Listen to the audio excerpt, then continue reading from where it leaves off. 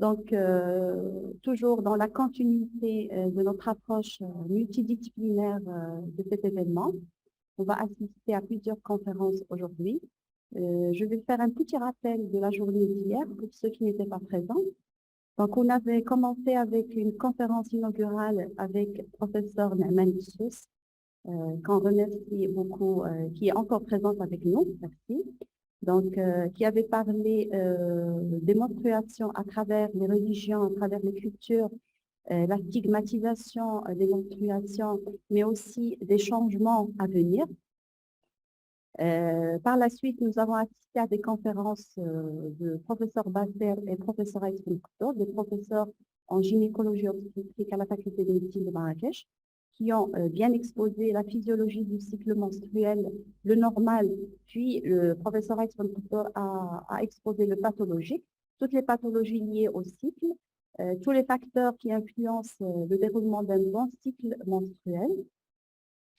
Et finalement, nous avons assisté à la conférence du professeur Lopez pour une approche différente, qui est une approche anthropo-biologique de la ménage, comme on l'appelle, donc l'âge à la ménage, l'âge des règles, tous les facteurs environnants qui influencent l'âge à la ménage, l'évolution de l'âge à la ménage à travers les années, donc depuis 82 jusqu'à 2020, donc tous les changements qui ont eu et qui ont influencé l'âge à la ménage.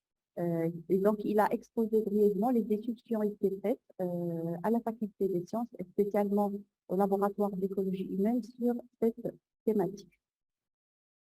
Bien sûr, l'après-midi, il y avait des stands qui sont d'ailleurs toujours ouverts aujourd'hui. Donc, je profite de l'occasion pour inviter toutes les étudiantes à visiter les stands. Donc, les stands avec l'association marocaine des sages-femmes, des stands sur la planification familiale, sur les IST et sur d'autres thématiques fort intéressantes. Et il y a aussi des posters donc, qui ont été élaborés par nos chers doctorants, que je remercie, sur, bien sûr, tout autour de la thématique des menstruations.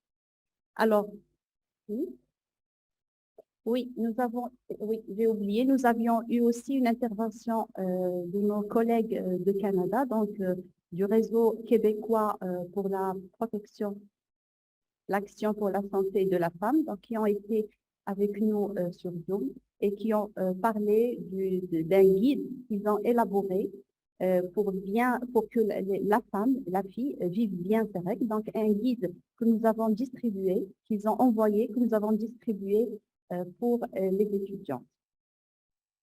Donc, toujours dans cette approche multidisciplinaire et ce regard croisé que nous avons adopté pour ces journées, nous allons continuer aujourd'hui avec un cycle de conférences. Donc, on aura 2 conférences, puis la pause café, puis 3 autres conférences.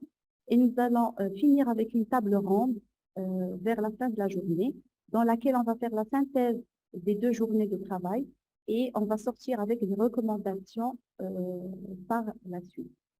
Donc, tout de suite, nous allons commencer avec une conférence que professeur Seliti Mustafa va nous présenter. Donc, professeur Saïditi, c'est un professeur de l'enseignement supérieur de psychologie à la faculté des lettres et des sciences humaines, Université Rabelais. C'est un membre du laboratoire sociologie des mutations sociales et responsable de l'équipe santé, travail, éducation.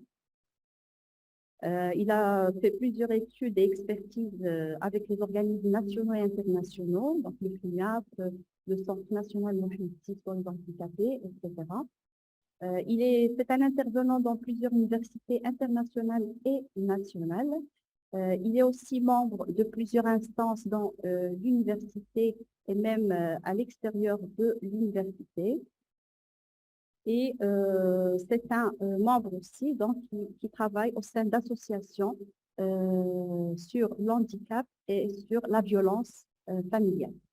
Donc, notre professeur Saïditi va nous présenter une conférence qui s'intitule « Représentation et vécu subjectif du sang menstruel, regard psychosocial ».